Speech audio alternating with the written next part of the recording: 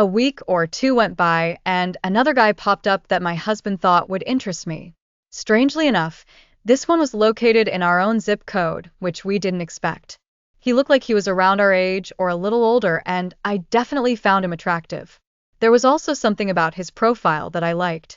He'd actually written something instead of just listing what he wanted. I've always appreciated any demonstration of intellect, and it was just as effective here as anywhere else. While we didn't recognize him, every fear I'd had about potentially being discovered in some way and turning our lives upside down was front and center in my mind. We'd once heard a podcast from a couple in a small town whose business suffered when their personal lives were made public. I didn't want that kind of drama to happen to us. While having our secrets made public wouldn't exactly be life or death, we would try to do what we could to maintain our privacy. I made my husband stop and go over a list of questions we could ask this new guy to determine if we ran in the same social circles or if our kids might know each other, etc. I thought it would be better to figure those things out before walking into a room planning to have sex with him. We would have time to decide it was a bad idea if we clearly overlapped socially and could leave it at that.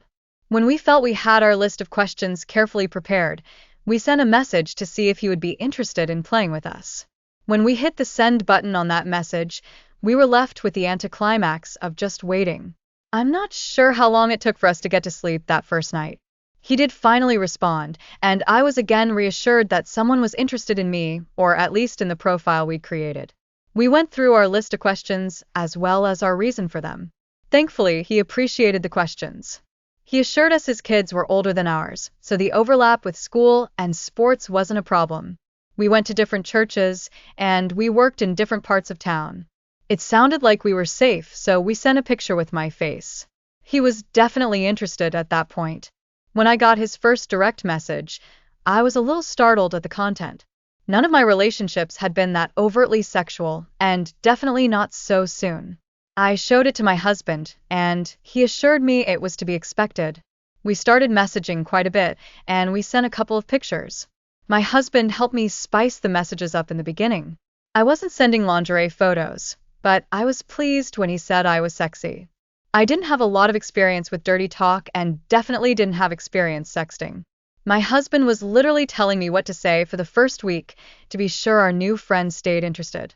Once he coached me through the first few days, I started to get the hang of it. It was fun to have the messages coming in when I least expected it.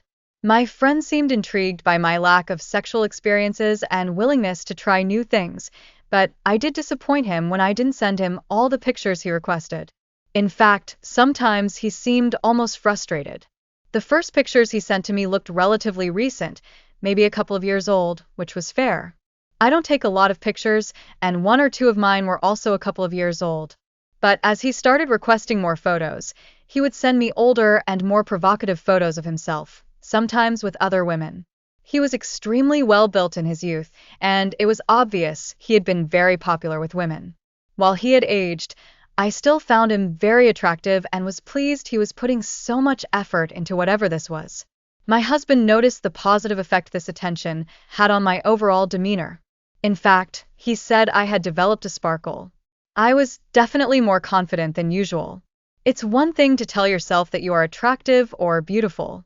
It doesn't matter if you stand in front of a mirror and give yourself a pep talk every single morning. No matter how many pep talks you give yourself, you will always believe external validation over internal dialogue. I truly hope those gifted people who don't need external validation really know exactly how lucky they are. Please like and subscribe in the bottom right-hand corner.